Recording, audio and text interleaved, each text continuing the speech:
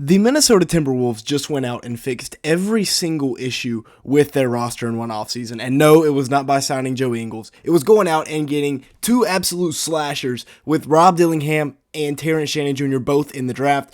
They fixed their biggest, most pressing issue, which was without Anthony Edwards on the court, their offense goes straight downhill. Anthony Edwards, if you didn't know, is a walking paint touch. He gets to the paint whenever he wants, and he gets to the rim whenever he wants. As you can see here, without Ant on the court, they are much, much worse at getting downhill and getting to the rim. Well, they got two elite slashers, two of the best slashers in the draft, and they got Rob Dillingham basically for a bag of chips. In 7 years, the NBA can change a lot. As seen here, this was the Timberwolves 7 years ago, but I think Rob is still going to be a Minnesota Timberwolf in 7 years. This team still should be good with their core of Ant, Cat, Jaden McDaniels, the other guys that they have here, Nickeil Alexander-Walker may be here, but I think Rob will still be here. He averaged 15 points, 4 boards, 3 assists, on 48% shooting from the field, 44% from 3 in just 23 minutes a game. Not to mention, when you have an opportunity to win a championship in the NBA, you have to maximize it. You have to make the most of it. Rob is a great passer, averaged 6.6 assists per 40 minutes last year at the University of Kentucky, and again, he only played 23 minutes, which is crazy to be able to put up the numbers that he did. Really, really good shooter at 44% from 3 as a freshman. That is wild. And one of the most sure bets in the NBA draft over the last few years has become a Kentucky guard. Now, he does have a funky shot. He's got a little bit of a hitch in it, it looks like. But hey, that thing goes in, and if it ain't broke, don't fix it. I do worry about that translating, but it didn't have any issue translating to college. He's elite off the dribble. I think he will be just fine at the next level, and I think he's going to be the perfect microwave scorer to come off the bench for this Minnesota Timberwolves team to help take some of the pressure off of Ant and the other guys on this roster. He's great off the ball as well. He can cut. He can find the open space to knock down the three ball, but I think his best attribute is his slashing ability. Well, like I said, like Anthony Edwards, he is a walking paint touch. He has a lightning quick first step. You have to respect the three ball as well, so you have to play up a bit, and he can just go right by you. He's great either way with his left or his right hand. He's got great touch. I mean, just check out this finish right here. Through two guys, little jelly fam off the top right corner of the backboard. That is crazy. But I think I like Terrence Shannon Jr. even more than Rob Dillingham, especially at 27 versus 8. 23 points a game, 4 rebounds, 2.3 assists per game, 1 steal, and 1 block for Terrence Shannon Jr. last year. One of the best players in all of America, 48% from the field, 37% from 3 on 6.7 attempts. But his three-point shooting is very, very impressive. Some of these shots that he's taken, one dribble step back with a hand in your face, that's a high difficulty shot, high level of difficulty, and he's knocking them down on the regular. Does have catch and shoot potential, very good catch and shoot upside going forward, as you can see. The jumper is a little bit LaMelo Ball-esque, with its very nonchalant whenever he puts it up, shoots it kind of from his hip, but if it ain't broke, don't fix it. Once again, I think he's the best athlete in the draft. Just watch this clip right here.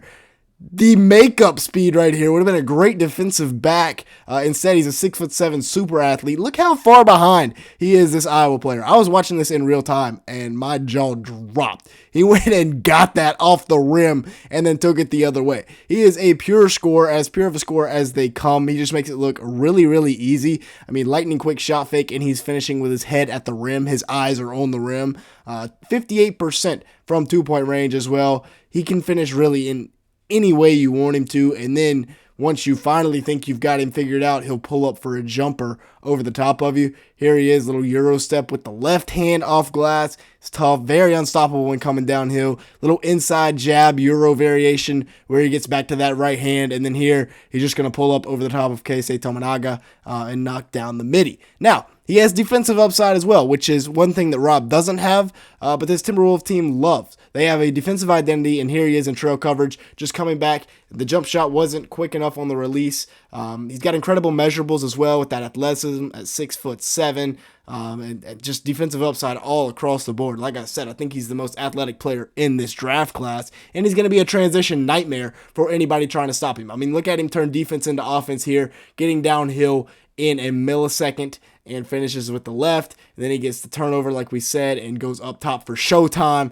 goodness gracious, this kid is going to be electric in the NBA. Taking a look at the new lineups. The starting lineup is completely the same. I expect Mike Conley to continue to start this year.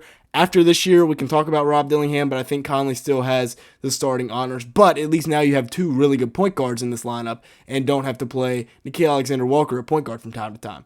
The bench is very improved. That's what I like a lot about this team, what they've done this offseason. But we will continue to talk about that in 1 second. If you are enjoying today's video at any point, make sure to like button, leave me a comment down below, and hit that subscribe button. As you can see here, a large majority of the people that watch these videos are not subscribed to the channel, so if that is you, go ahead and fix that right now. Also, we're trying to hit 200 likes on today's video. Now let's go ahead and continue on. Looking at a guy that I think can break out for this Timberwolves team, and that is going to be Leonard Miller. I was a big fan of him last year when they drafted him, and this year in the G League, he was dominant. He averaged 20.3 points per game, 9.1 rebounds, 3.6 assists per game in 30 minutes a night, and he even got some burn in the NBA this year in some blowouts. He shot 48% from the field and 38% from 3 on 5.6 attempts, which is very promising for the G League guy because he can come up, he can play off the ball at 38%, catch and shoot. Jaden McDaniels 2.0, he's got the length, he's got the athleticism to play that defensive role that Jaden McDaniels has, and honestly, when you look at him, he moves like Jaden McDaniels. He looks like a Jaden McDaniels clone. Maybe not as good on the ball defensively, but he looks very, very exciting for this Timberwolves team. Now, should they run it back? I think they should. Ant's been hooping it up with Team USA. He's going to be even better next year, even better than he was this year, and he really had a breakout year where he put up 26 points per game, 5.4 rebounds, 5.1 assists, 1.3 steals, and the Timberwolves really broke through, getting to the Western Conference Finals.